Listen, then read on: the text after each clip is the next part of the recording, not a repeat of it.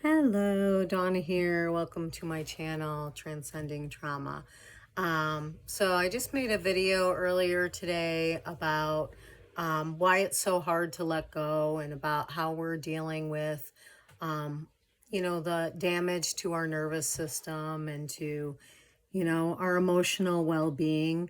But now I'd like to give some tips on how you can let go. And it is a process, but it can be done. And just kind of want to let you know like what you're working with and what we can do in that. So, um, one, it's the intensity that we are used to from a narcissist. So, once you've been in a relationship with a narcissist, a lot of times too, people will say they find it very hard to have another relationship after that because they don't feel that intensity. They definitely take you on a roller coaster. You're going to go through the highs and lows and the intensity, and the being is just so amazing. It ends up letting that become our new norm and our homeostasis. So we are very used to that's our nervous system getting ridden like that, having those highs and lows, those blows and those hits, and the idolize, devalue phases. We get used to feeling those.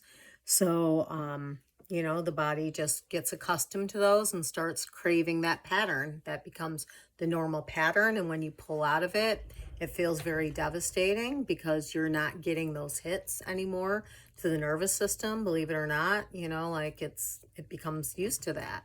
And so like when we first meet the narcissist, they love bomb us. I like to call it grooming instead of love bombing because it's not love. It's manipulation. They're preparing you to take advantage of you, to manipulate you. So it really has nothing to do with love. It's about grooming you. It's about creating supply for themselves. That's what they call it. Um, and also a narcissist at the beginning will make you feel extremely seen. And the reason is because they are very hyper focused on you, just like a predator to prey. They're studying you, and they're studying you to see how to best use you. So, how to hit those blows, how to push those buttons, how to take you on that ride.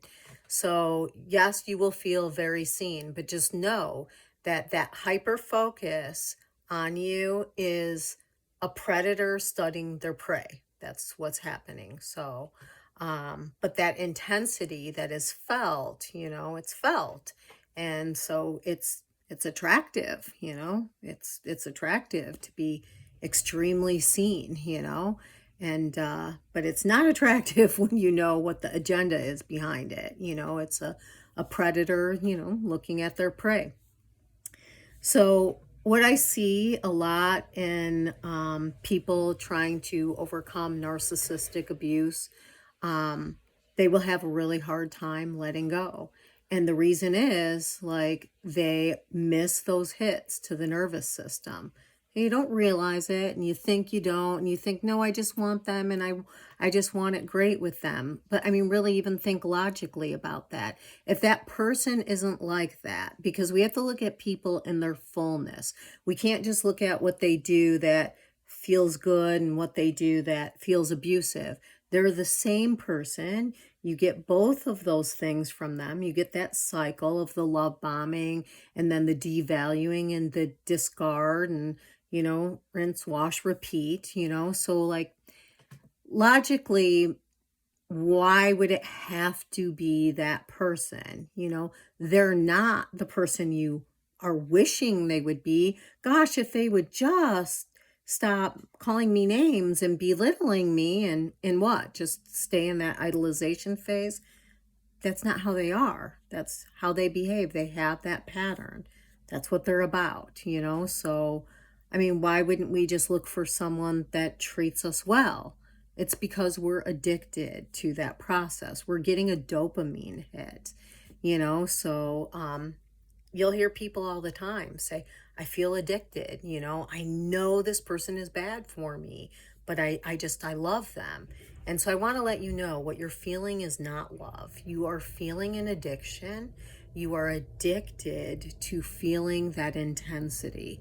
So, you're craving that high after the low. So, it is literally addiction. It is addiction. You're addicted to your own body chemistry that they created by hijacking your nervous system. So it is not like an addiction.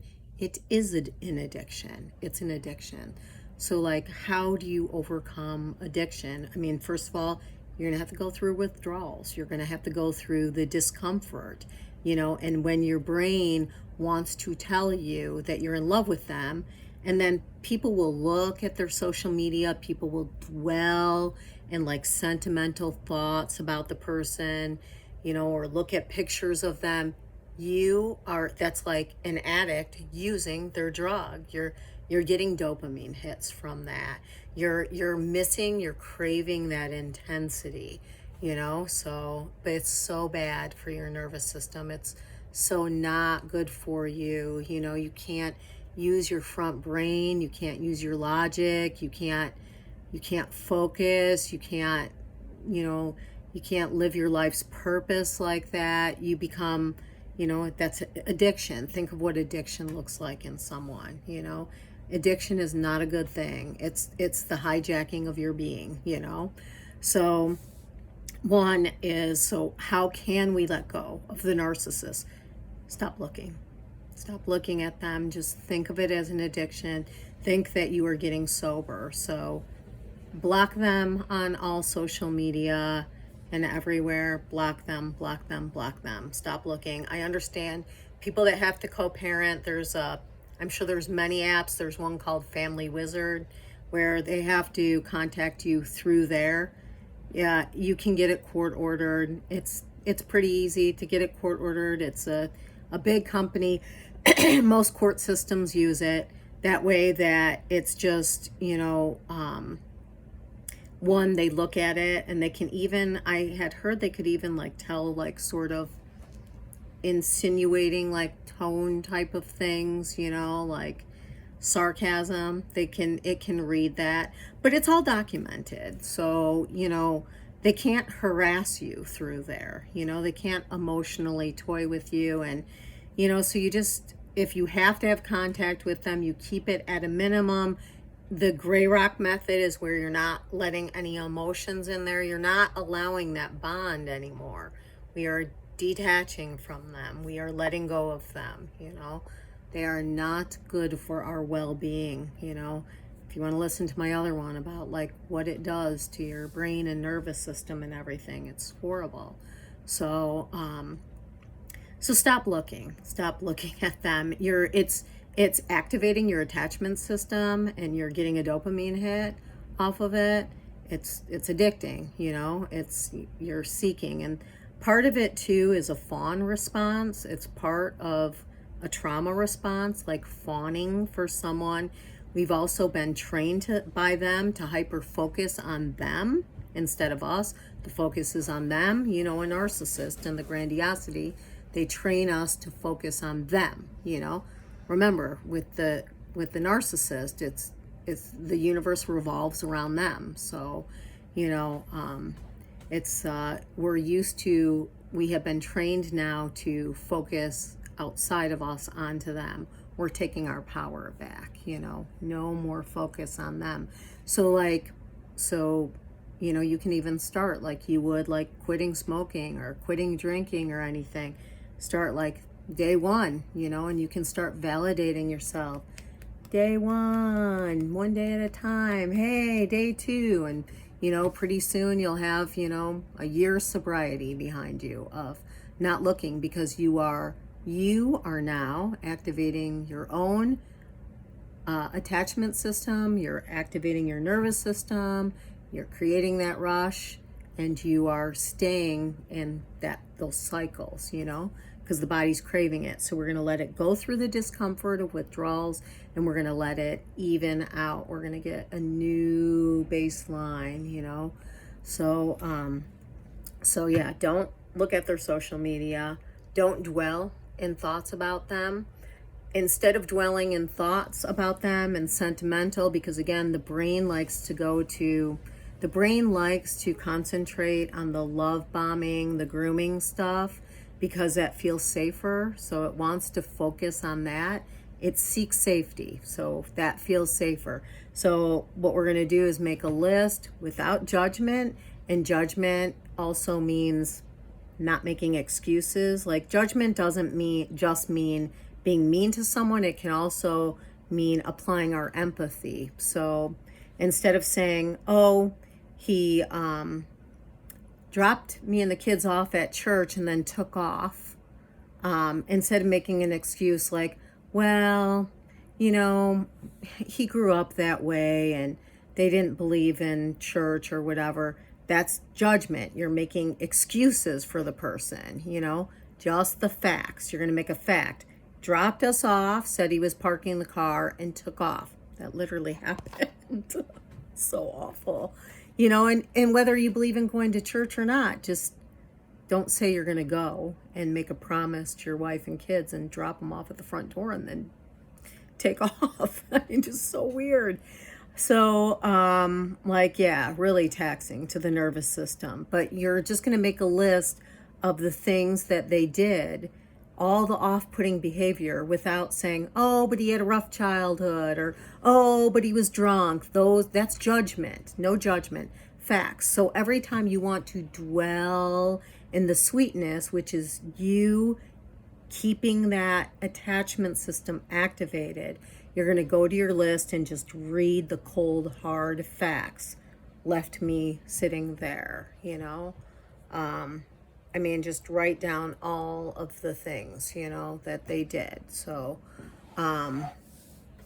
refuse to get a job, many, many, many hard things. So just write them down, just the facts of what happened. And another way to deactivate, to let go, to deactivate the attachment system. Put away photos, if you have children or photos that mean a lot to you, until you get your attachment system deactivated, until you've gone through the grieving process and you've gotten to acceptance and wanting better for yourself, box them things up and put them out of reach, or if you don't have kids with them and you really don't want to see their face ever again, go have a party with a nice bonfire. So yeah, sorry, reminded me of something. Go ahead and burn those. And all right, so what are some other tips? Basically what you're doing is you're getting your nervous system to not crave those big hits of dopamine.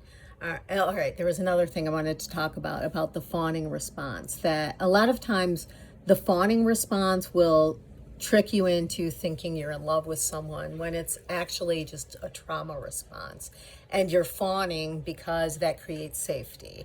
And I know that, I felt where I thought I loved them because I was my heart was beating fast and I thought I was excited about them. And it was actually panic and fear. When I really started questioning my own being, I noticed it was actually fear. So, but it took me a long time to realize that, the brain, like I said, we'll feed ourselves narratives and stories that go along with, ouch, she's sitting on my hair, that go along with the feelings of fawning to create safety, because it feels safer to dwell on love than it does to dwell on abuse. It just does. It feels safer for the being. So we're going to look at reality really hard and really close and really see what is there really to love about someone that's mistreating you, and I also want to bring up another point that I like to bring up with people in recovery groups. If someone is loving you 90% of the time, but they're abusing you the other 10% of the time, they're still abusing you. There's still abuse there. And as we know, with a narcissistic relationship, it will feel like 90% grooming and 10% of the little digs. And then pretty soon, those percentages are going to change. You're going to get to a point where it's 90% belittling in that and 10% little breadcrumbs of hope, that is, toxic hope. So, all right, I was trying to think if I had one more, and I'm looking at the time, it was just 15 minutes. So, yeah, there's many ways. So you're just looking at regulating your nervous system and treat it as an addiction. So you're not going to look, you're not going to dwell on them. And I don't know if I said it or not, but like every time your thoughts kind of float to them, you're going to say me to yourself, me, because you're getting the focus off of them. We've been trained to focus on them because that's what the narcissist trains everyone to do. Remember, they're the center of the universe. Everything revolves around them, and we're going to bring it back to ourselves, and we're going to be the center of our own universe. I only control this person, no one else. This is the being I'm in control of. So I'm going to put my focus back on me. So I know people might think that's a bad teaching, but it's, if someone is over focused on the outside, we need to focus on the person. You need to be a little selfish. We're used to being, we don't even see ourselves anymore. So we're gonna learn to focus on us, because we've been trained to external focus on them. And again, it's a trauma response. We think we're extremely in love with someone, and it's really just a slew of stress hormones happening that are creating a craving for intensity because that has become your norm. So you're gonna start finding normal inside of peaceful, regulated nervous system. And eventually, when you get used to regulating yourself and you stop being addicted to the roller coaster of the narcissist, when people hijack you, it's going to feel gross. You're not going to like it anymore. Once you start calming yourself down, I've noticed, then I meet someone that has those traits and they try to take me on that roller coaster. I'm like, no, thank you. Been there, done that, hell to recover from, but you can do it. All right, peace out.